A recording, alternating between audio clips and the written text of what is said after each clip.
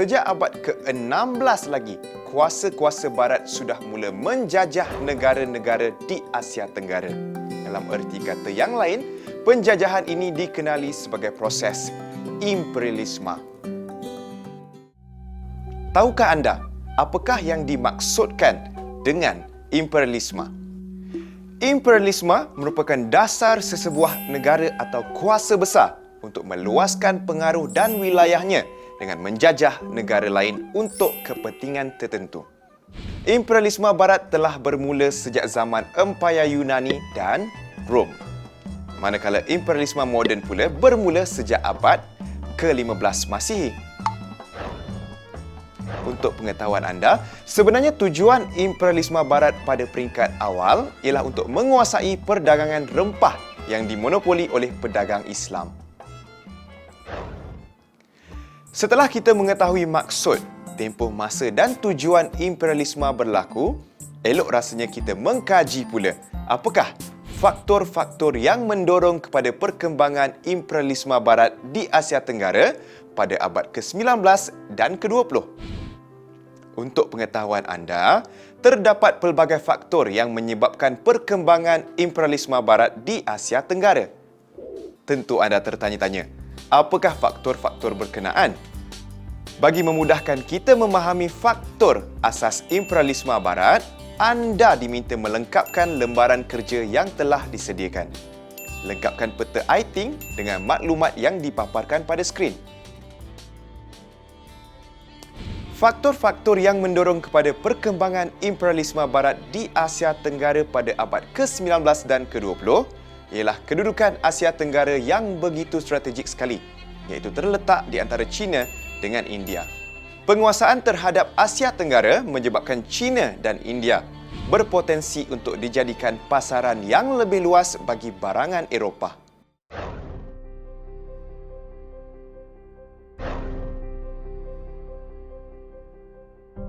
Revolusi perindustrian yang berlaku di Eropah turut menjadi faktor perkembangan imperialisme di Asia Tenggara. Revolusi ini menyebabkan pengeluaran hasil kilang secara besar-besaran. Kuasa Barat memerlukan bekalan bahan mentah secara konsisten, contohnya arang batu dan biji timah. Juga kawasan pasaran baru untuk hasil keluaran kilang mereka. Keadaan ini telah mempengaruhi dasar imperialisme kuasa-kuasa Barat di Asia Tenggara. Apakah keistimewaan Asia Tenggara? Selain kesuburan tanahnya, Asia Tenggara juga mempunyai pelbagai keistimewaan lain. Asia Tenggara merupakan sebuah kawasan yang kaya dengan pelbagai bahan mentah. Ini menjadi faktor ketiga perkembangan imperialisme Barat di Asia Tenggara. Bahan mentah daripada Asia Tenggara dikehendaki untuk memenuhi keperluan revolusi perindustrian di Eropah. Tahukah anda bahan mentah yang menjadi sasaran kuasa Barat di Asia Tenggara? Sila lihat paparan pada skrin untuk mengetahuinya.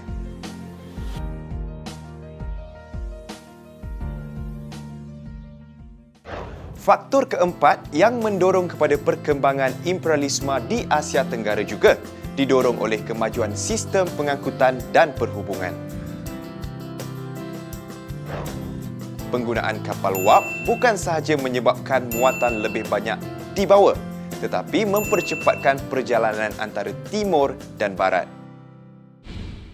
Tahukah anda, apakah kepentingan terusan Suez di dalam perkembangan imperialisme Barat? Pembukaan terusan Suez pada tahun 1869 telah memendekkan jarak perjalanan timur dan barat, menjadikan perjalanan lebih selamat dan menjimatkan kos.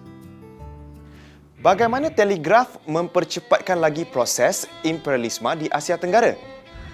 Penciptaan telegraf menyebabkan kuasa Barat dapat memberi arahan kepada pegawai mereka di tanah jajahan dengan cepat dan berkesan. Malah, ahli perniagaan Barat juga dapat menghubungi wakil-wakil mereka di timur dengan lebih mudah. Ini secara tak langsung menyebabkan urusan perniagaan dan perdagangan antarabangsa menjadi lebih pesat. Tentunya anda masih berminat untuk mengetahui faktor seterusnya yang menyebabkan perkembangan imperialisme Barat di Asia Tenggara.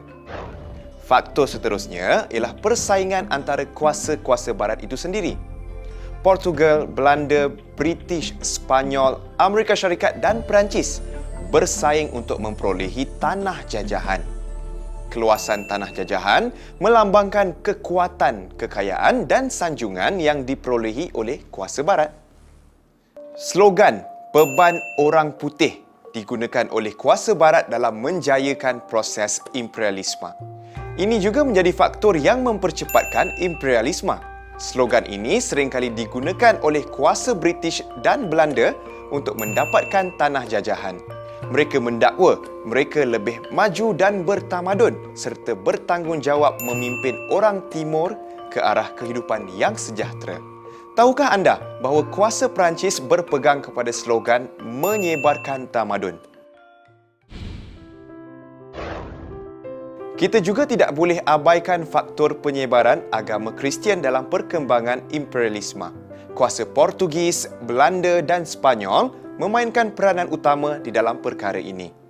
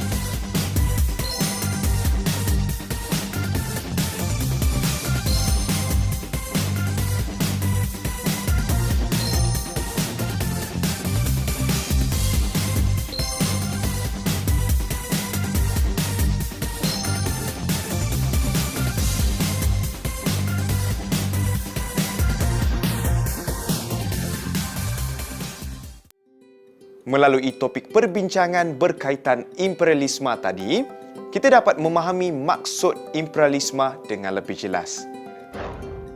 Saya akan terus menghargai prinsip demokrasi dan mengamalkan rukun negara agar kestabilan dan keharmonian negara dapat dikekalkan. Menarik kan apa yang kita pelajari hari ini? Jangan lupa teruskan pembacaan buku teks anda. Selamat mengulang kaji.